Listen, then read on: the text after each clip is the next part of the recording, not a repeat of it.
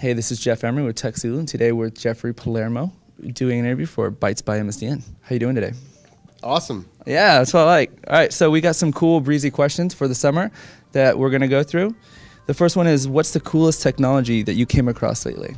It's probably got to be ASP.NET MVC. Yeah, I got to say, that's a big surprise, actually. People for people who know you. Yeah, no, I'm really looking forward to seeing the new version of ASP.NET spread out and get some widespread adoption. What are the top 3 to 5 things to point people at this summer? For learning? For learning, yeah. I always go back to the fundamentals. Domain-driven design by Eric Evans. It's a thick blue book, and books are great. I mean, articles come and go, and they're sort of locked in time. But a lot of the books will live for many years. So that's one. Working effectively with legacy code by Michael Feathers.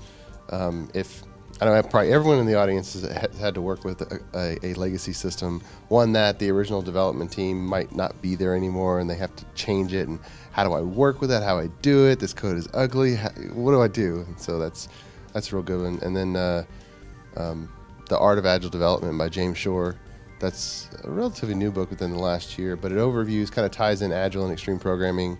I was able to be a reviewer on that book. It's really solid. So is that the Agile method that you prescribe to most, is extreme programming? I describe it as just Agile. 4 values on the agilemanifesto.org website and 12 principles. We pull ideas from Lean, from Scrum, from extreme programming, and from Waterfall, actually, and we craft a process for ourselves. But in general, we just call it Agile. That's good. And I think the key is shortening the feedback cycle and quick delivery, short iterations, and high quality. Who do you look for updates on technology? Updates on technology? Yeah. Something like Scott Gu, or obviously he's like everyone. Scott Guthrie is phenomenal. I'm really glad that Microsoft has recognized him and is moving him up in the chain of command. He's really smart, and he's got a good eye for all the technology stuff. So he is a good resource. I try to keep my eyes open even outside the Microsoft camp. And actually the Java Posse podcast is one that I've listened to just for news in the Java camp. And on the LAMP platform, they have some news and updates. But it's sort of like a smattering. From time to time, I just search Google News just to keep abreast of the latest stuff. What makes you follow someone on Twitter?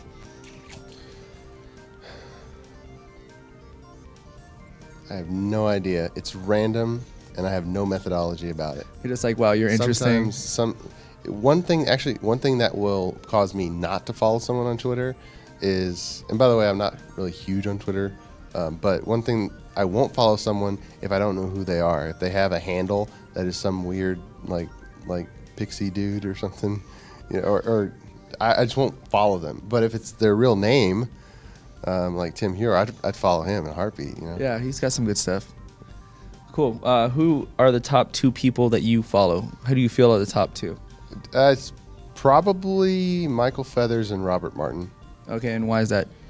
Because they're super smart people. They've been industry leaders for a long time, well published, and just the wisdom nuggets that fall from their brain to their Twitter stream is valuable. Nice. So do you find that you enjoy reading more people who are more technically inclined versus like I talk about my life? Yeah, I really don't care about people's lives. What is on your summer must-read, see, or listen list? Well, I talked about a couple, the Working Effectively with Legacy Code and Domain-Driven Design. I'd also recommend some of the canonical books that you just got to consume. I think Test-Driven Development by Kent Beck, the Design Patterns by the Gang of Four, and oddly enough, I think the Project Management Body of Knowledge, the PMBOK. How thick that is. I mean, if you don't know it, you just you need to consume it. And one thing that I'm researching more and going back through is the software ISO standards. We're rehashing tons of software problems, and what I'm finding as I review these is that in the 70s and 80s, a lot of these problems were hashed out, and nothing has changed dramatically that should force us to completely discard those conclusions. How do you prefer to get your technology? Podcasts, videos, blogs, or books? You kind of mentioned books already. I like books. I like books on tape better, audiobooks. Okay. And I like podcasts because I can passively consume information while I'm mowing the lawn, flying a plane, driving a car, whatever. Video requires full-on attention, but yeah, passively consuming it through audio, I think, is the best form. Hey, this is Jeff Emery, TechZulu, reporting for Bytes by MSDN. Thank you so much, Jeff. Thanks.